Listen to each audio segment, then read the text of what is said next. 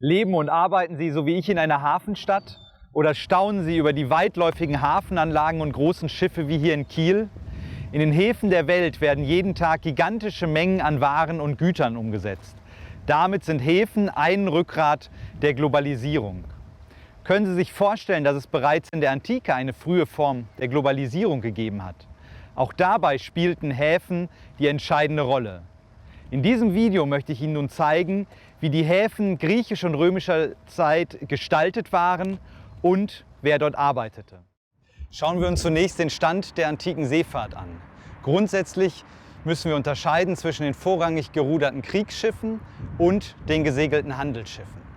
Die Größe und Zuladekapazität der Handelsschiffe können wir auf Grundlage mehrerer hundert Wrackfunde, Reliefdarstellungen, aber auch antiker Beschreibungen rekonstruieren.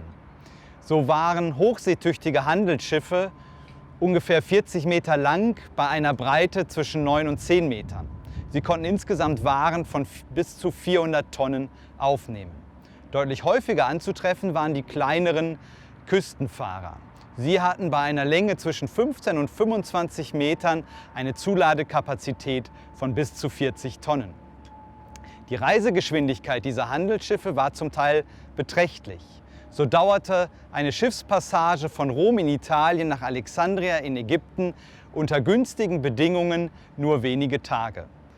Ganz anders gestaltet waren die geruderten Kriegsschiffe. Sie waren lang und schmal, lagen hoch im Wasser und hatten nur einen geringen Tiefgang.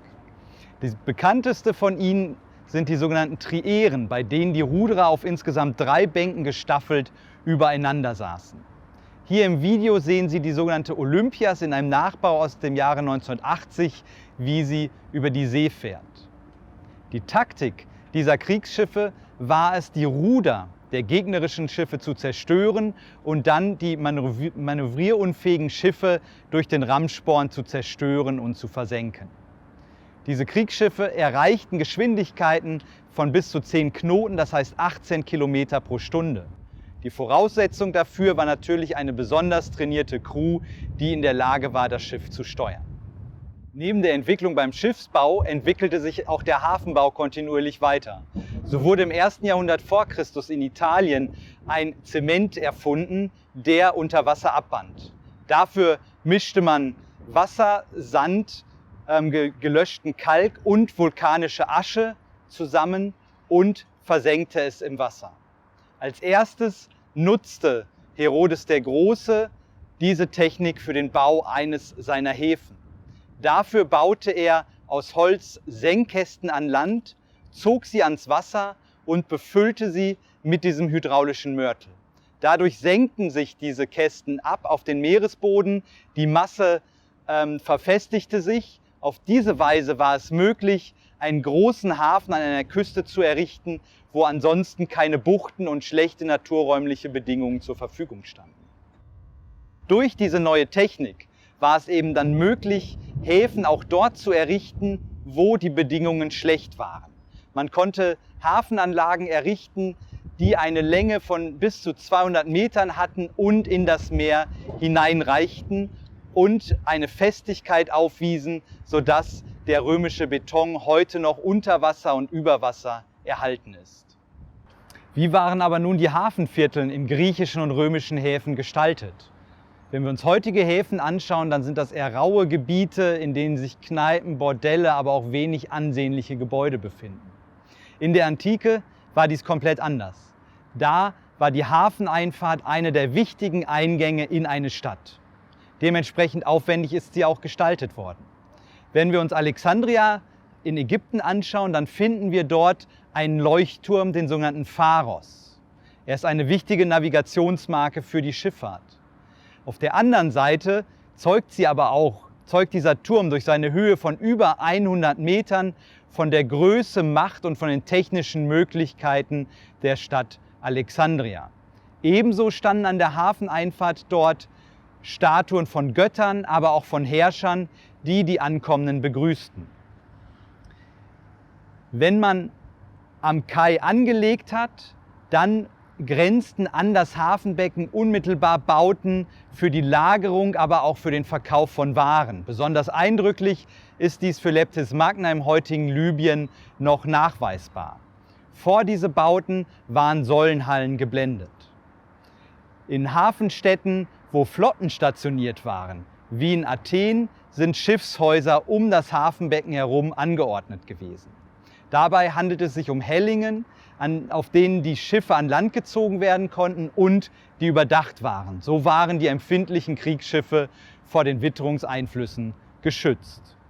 Überraschend ist, dass wir unmittelbar an Hafenbecken auch häufig Tempel finden. Schauen wir uns nochmal Caesarea Maritima, die Stadt Herodes des Großen, an. Dort grenzt unmittelbar an das Hafenbecken ein Tempel für Augustus und die Göttin Roma.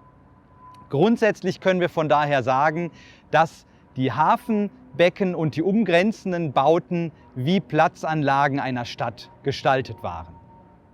Welchen Tätigkeiten gingen die Menschen nun in einem antiken Hafen nach? Wenn wir uns heutige Häfen anschauen, sind dort nur noch wenige Menschen wirklich beschäftigt. Das meiste wird durch technische Einrichtungen erledigt. Ganz anders war dies in einem antiken Hafen. Natürlich liegen uns keine Video- oder Fotoaufzeichnungen aus der Antike vor. Wir haben aber sehr gut erhaltene Reliefdarstellungen, wie das sogenannte Torlonia-Relief, das sich in einer Privatsammlung in Rom befindet.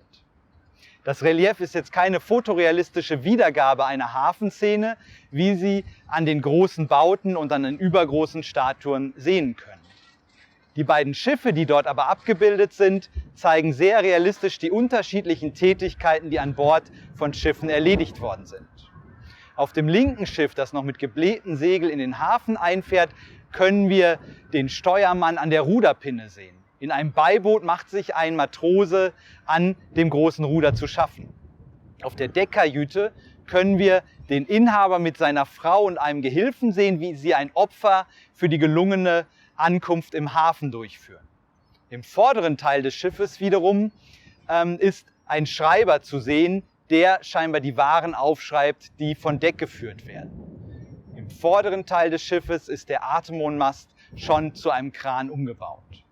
Das zweite Schiff auf der rechten Seite hat mit gerafften Segel bereits am Kai festgemacht. Es ist eine Planke vom Schiff auf den Kai gelegt und ein Träger trägt eine schwere Amphore von Bord. In der Takelage machen sich mehrere Matrosen ans Werk. Einer klettert den Mast hinauf, zwei hängen in der Ra und raffen das Rahsegel und eine weitere Person ist an einem Flaschenzug zugange, die am Topmast hängt.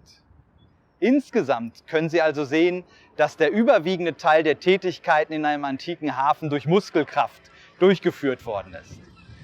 Natürlich hat es auch Kräne gegeben, um schwere Lasten wie Steine oder Statuen von Bord eines Schiffes zu hieven. Nichtsdestotrotz sind die Tätigkeiten in einem Hafen von Muskelkraft ausgeführt worden und wir müssen von sehr vielen Personen ausgehen, die in einem antiken Hafen gearbeitet haben. Sie sehen, die Technologie des Schiffbaus, der Navigation und des Hafenbaus waren in der Antike bereits weit fortgeschritten. Daher können wir für den antiken Mittelmeerraum von einer frühen Form der Globalisierung sprechen. Durch die schnellen Schiffe, die zahlreichen Hafenstädte und die sehr genaue Navigation schrumpfte die Distanz zwischen den einzelnen Städten auf ein bis dahin nicht gekanntes Maß zusammen. In den Hafenstädten kamen Waren aus allen Regionen der antiken Welt zusammen. Dort trafen sich Menschen unterschiedlicher Herkunft. Gleichzeitig waren in Hafenstädten große Flottenverbände stationiert. Hafenviertel selber waren sehr aufwendig mit Tempeln, Säulenhallen, Warenlagern, aber auch mit Ehrenmonumenten gestaltet. Wir können uns Häfen und Hafenstädte also als sehr dicht bevölkerte, lebhafte und aufwendig gestaltete Orte einer antiken Stadt vorstellen.